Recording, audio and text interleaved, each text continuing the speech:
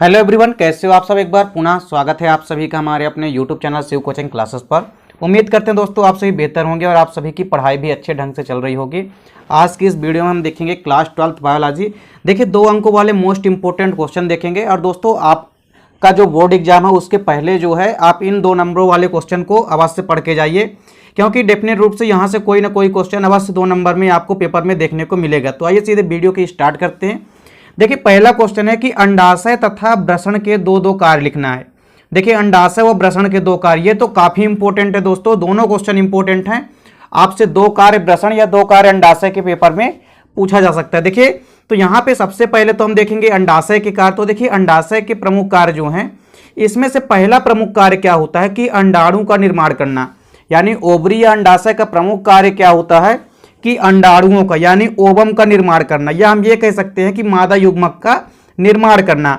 इसके बाद दूसरा जो प्रमुख कार्य है वो क्या होता है, एस्ट्रोजन हार्मोन्स का स्त्रवण करना, जो कि मादा में द्वितीयक लैंगिक लक्षणों के लिए उत्तरदायी है।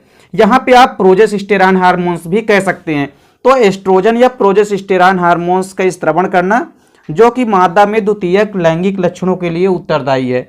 यानी जो अंडाशय का प्रमुख कार्य है, पहला क्या है कि अंडाणुओं का निर्माण करना, वहीं दूसरा काम क्या होता है कि मादा लिंग हार्मोन्स यानी एस्ट्रोजन या प्रोजेस्टेरॉन हार्मोन्स का स्त्रवण करना, जो कि मादा में द्वितीयक लैंगिक लक्षणों के लिए उत्तरदायी होते हैं। इसके बाद देखिए यदि वृषण के कार्यों की बात करें तो देखिए वृषण का कार्य भी क्या होता है कि वृषण का पहला कार्य जो है वो होता है शुक्राणुओं का निर्माण करना, यानी फॉर्मेशन ऑफ स्पर्म का निर्माण करना। वहीं दूसरा कार्य क्या है, जैसे यहाँ पे मादा में क्या था कि एस्ट्रोजन हार्मोन्स का स्त्रवण करना, उसी प्रकार जो मादा में मेल में जो सेक्स हार्मोन्स होता है वो होता है टेस्टोस्टेरॉन। तो टेस्टोस्टेरॉन हार्मोन्स का स्त्रवण करना, जिसके कारण नर में द्वितीयक लैंगिक लक्षणों का विकास करना होता है।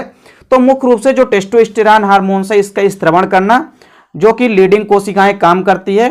तो इनका प्रमुख काम क्या होता है, वृषण का शुक्राणुओं का निर्माण करना, और दूसरा क्या है टेस्टोस्टेरॉन हार्मोन्स का स्त्रावण करना, जिसके कारण नर में द्वितीयक लैंगिक लक्षणों का विकास होता है। तो यहाँ पे आपको प्रमुख रूप से अंडाशय के व वृषण के दोनों कार्य याद रखने हैं, क्योंकि कोई ना कोई कार्य पेपर में आपसे पूछ सकता है। अगला क्वेश्चन है कि क्या कारण है कि पुरुषों में जो वृषण होते हैं वो उदर गुहा के बाहर स्थित होते हैं। तो देखिए हम सबको पता है कि जो पुरुषों में वृषण होते हैं वो कहाँ स्थित होते हैं, वृषण कोश में स्थित होते हैं, यानी उदर गुहा के बाहर स्थित होते हैं। तो उदर गुहा के जब बाहर स्थित होते हैं वृषण, आपको यही तो बताना है कि उदर गुहा के बाहर क्यों स्थित होते हैं। तो जो वृषण होते हैं ये एक जोड़ी पाए जाते हैं मानव में, और ये कहाँ स्थित होते हैं, उदर गुहा के बाहर, यानी वृषण कोश में स्थित होते हैं। तो उदर गुहा के बाहर ये स्थित होते हैं। अब देखिए चूंकि वृषण कोश का तापमान जो है वो शरीर के तापमान से 2 से 3 डिग्री सेल्सियस कम होता है, यानी जो हमारे बॉडी का टेम्परेचर है, हमारे बॉडी के टेम्परेचर से जो बाहर का टेम्परेचर होता है वो 2 से 3 डिग्री सेल्सियस जो है कम होता है। और ये जो 2 से 3 डिग्री सेल्सियस कम टेम्परेचर है ये शुक्राणुओं के परिपक्वन के लिए क्या होता है, आवश्यक होता है। यानी शुक्राणुओं के परिपक्वन के लिए शरीर के टेम्परेचर से 2 से 3 डिग्री टेम्परेचर जो है तापमान कम होना चाहिए। इसी कारण जो स्पर्म होते हैं या शुक्राणु होते हैं, मुख्य रूप से इनका परिपक्वन जो है बाहर हो पाता है अच्छे से। इसी कारण जो पुरुषों में वृषण होते हैं वो उदर गुहा के बाहर स्थित होते हैं, क्योंकि यदि वृषण के अंदर ही तो क्या होता है, शुक्राणुओं का विकास होता है। तो जब वृषण जो है उदर गुहा के बाहर स्थित होंगे तो उनके जो शुक्राणु होंगे उनको परिपक्व होने में सावधानी होगी, या हम कह सकते हैं परिपक्व होने में ज्यादा सहूलियत होगी उनकी। तो परिपक्वन जो है बॉडी के टेम्परेचर से 2 से 3 डिग्री टेम्परेचर जो है कम चाहिए होता है, इसीलिए क्या होता है शुक्राणुओं का विकास जो है हो पाता है। तो आपको प्रमुख रूप से यहाँ पे ये दोनों क्वेश्चन याद रखने हैं। पहला क्या था कि अंडाशय के कार्य व वृषण के कार्य, और इसके बाद दूसरा क्वेश्चन क्या है कि क्या कारण है कि पुरुषों में वृषण जो है उदर गुहा के बाहर स्थित होते हैं, क्यों। ये क्वेश्चन पेपर में कई बार रिपीट हुआ है, इसलिए इस बार भी पेपर में ये क्वेश्चन पूछे जा सकते हैं। अगला क्वेश्चन है यदि लीडिंग कोशिकाएं नष्ट हो जाए तो नर के लैंगिक लक्षणों पर क्या प्रभाव पड़ेगा। देखिए ये भी बढ़िया क्वेश्चन है कि यदि नर से क्या हो जाए, मान लीजिए यदि लीडिंग कोशिकाओं को नष्ट हो जाए या नष्ट कर दिया जाए तो लैंगिक लक्षणों पर नर के क्या प्रभाव पड़ेंगे। अब चूंकि हमको पता है कि जो मानव नर के वृषण में क्या होता है कि लीडिंग कोशिकाएं उपस्थित होती है, लीडिंग कोशिकाएं कहां उपस्थित होती है, सबसे पहले तो आपको यह पता होना चाहिए, क्योंकि पेपर में आपके ऑब्जेक्टिव में हमेशा पूछा जाता है कि लीडिंग कोशिकाएं कहां पाई जाती है। तो यह तो पता हो गया कि लीडिंग कोशिकाएं कहां उपस्थित होती है, वृषण या टेस्टिज में उपस्थित होती है। तो जो मानव नर है उनमें वृषण में लीडिंग कोशिकाएं उपस्थित होती है, जिनका प्रमुख काम क्या होता है कि मानव से संबंधित जो लिंग हार्मोन्स है यानी टेस्टोस्टेरॉन जो हार्मोन्स होता है उसका स्त्रावण करना होता है।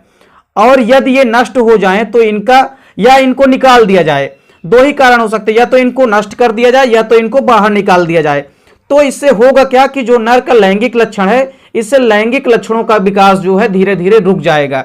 तो यहां पे आपको याद रखना है कि यदि लीडिंग कोशिकाएं शरीर से नष्ट हो जाए तो नर का जो लैंगिक लक्षण है उसका विकास जो है क्रमशः रुक जाएगा। चलिए, इसके बाद अगला क्वेश्चन क्या है कि मादा युग्मकोद विधि या भ्रूण कोश का नामांकित चित्र बनाना है। देखिए, यहां पे इस चित्र या डायग्राम के थ्रू आपको कई सारी चीजें देखनी है। सबसे पहले तो आपको क्या पता होना चाहिए कि जो भ्रूण कोश होता है यह क्या होता है, मादा युग्मक होता है। अब चूंकि जो मादा युग्मक होता है, इस मादा युग्मकोद विधि के अंदर जो मादा युग्मक है, अंड कोशिका जो होती है वो बेसिकली मादा युग्मक होती है। और इसमें आपको क्या देखना है कि जो भ्रूण कोश होता है, सबसे पहले तो आपको यह याद रखना है कि कभी कभी पेपर में यह पूछा जाता है कि एक परिपक्व भ्रूण कोश जो होता है वो उसमें कितने केंद्रक होते हैं। तो यदि आपसे ऐसा पूछे कि एक परिपक्व भ्रूण कोश में केंद्रकों की संख्या कितनी होती है, तो कितनी होती है, 8 होती है। और यदि आपसे ऐसा पूछे कि एक परिपक्व भ्रूण कोश में कोशिकाओं की संख्या कितनी होती है, तो आपको पता होना चाहिए कि कोशिकाओं की संख्या कितनी होती है, 7 होती है। अब भ्रूण कोश की एक संरचना हमने यहां पे बना रखी है। इसमें देखिए, आपको सबसे पहले गौर क्या करना है कि ऊपर की ओर जो 3 कोशिकाएं होती है, 1 2 3, ये तीनों कोशिकाएं जो होती है ये प्रतिमुखी कोशिकाएं कहलाती है। इन प्रतिमुखी कोशिकाओं को हम इंग्लिश में कहते हैं एंटीपोडल सेल। वहीं इसके बाद देखिए 2 केंद्रक होते हैं। इन दोनों केंद्रक को हम क्या कहते हैं, ध्रुव केंद्रक कहते हैं या पोलर न्यूक्लियाई इसको इंग्लिश के अंदर कहते हैं। इसके बाद देखिए क्या है, ये जो बीच वाली सेंटर सेल होती है, बीच वाली जो सेंटर सेल होती है इसको हम क्या कहते हैं, चूंकि यह केंद्र में है इसलिए इस कोशिका को हम क्या कहते हैं, केंद्रीय कोशिका या सेंटर सेल। अब इसके बाद जो नीचे की 3 कोशिकाएं हैं, इसमें से ये जो बड़ी कोशिका आपको दिख रही है ये कोशिका होती है अंड कोशिका। और इस अंड कोशिका के नीचे यानी इसके एक साइड इधर और एक साइड इधर, ये जो दोनों कोशिकाएं होती है ये सहाय कोशिकाएं कहलाती है या सिनर्गिड्स इनको हम कहते हैं। इनको हम क्या कहते हैं, सिनर्गिड्स या सहाय कोशिकाएं। और आपस में सहाय कोशिका और अंड कोशिका को आपस में मिलाकर हम अंड समुच्चय या एग ऑपरेटस कहते हैं। तो ये भी आपको अच्छे से याद रखना है। तो यहां पे आपको चौथा क्वेश्चन क्या था कि एक भ्रूण कोश की संरचना। अब यहां पे हम आपको 7 कोशिकाओं को गिनाते हैं। तो देखिए, सबसे पहले तो ऊपर की वो 3 कोशिकाएं हो गई। हमने क्या कहा कि एक परिपक्व भ्रूण कोश में 7 कोशिकाएं होती है, तो 3 कोशिकाएं तो ये हो गई क्रमशः ऊपर की ओर, और 3 ही कोशिकाएं कहां हो गई, नीचे की ओर, 1 2 3। अब इसके बाद जो बीच वाली सेंटर सेल है तो एक कोशिका तो ये हो गई, यानी कुल मिलाकर के यहां पे 7 कोशिकाएं हो गई।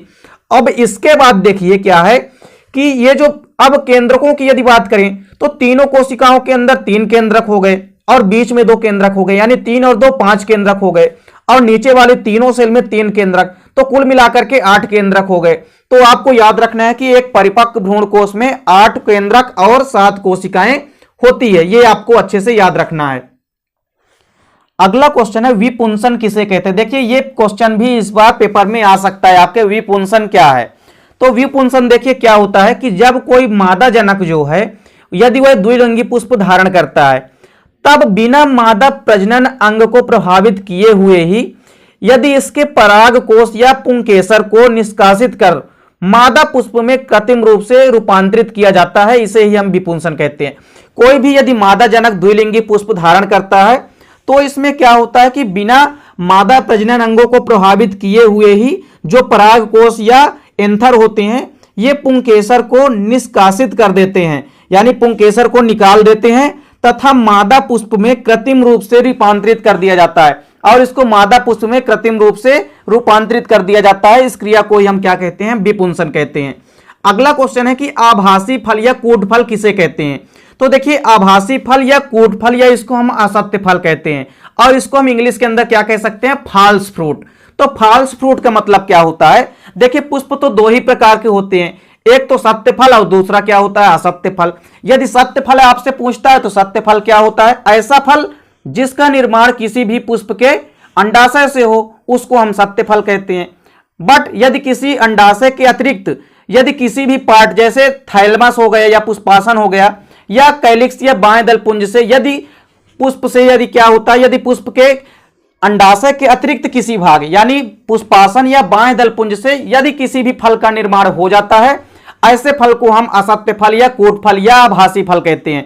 ये आपको याद रखना है। तो आभासी या कूट फल या असत्य फल क्या होते हैं? ऐसे फल जिनका निर्माण अंडाशय के अतिरिक्त अन्य किसी भाग जैसे पुष्पासन या बाएं दल पुंज से होता है, ऐसे फल को हम कूट फल या असत्य फल कहते हैं। इसका एग्जाम्पल क्या है? सेव। सेव जो है यह एक आभासी फल है क्योंकि इसके बनने में अंडाशय के अतिरिक्त पुष्पासन भी क्या होता है? भाग लेता है। तो यहां पे आपको इन क्वेश्चनों को तैयार करना है। तो यहां पे 2 नंबर के जो इंपॉर्टेंट क्वेश्चन है इनको आपको अच्छे से तैयार करना है। उम्मीद करता हूं दोस्तों वीडियो पसंद आई होगी। दोस्तों इसके बाद भी हम कई सारे 2 अंकों वाले क्वेश्चन जो है और उनके आंसर आपको प्रोवाइड कराएंगे और उसके बाद कुछ 5 अंक और 3 अंकों वाले क्वेश्चनों की वीडियो भी प्रोवाइड कराएंगे। तो उम्मीद करता हूं दोस्तों वीडियो पसंद आई होगी। मिलते हैं दोस्तों नेक्स्ट वीडियो में, तब तक के लिए जय हिंद, वंदे मातरम।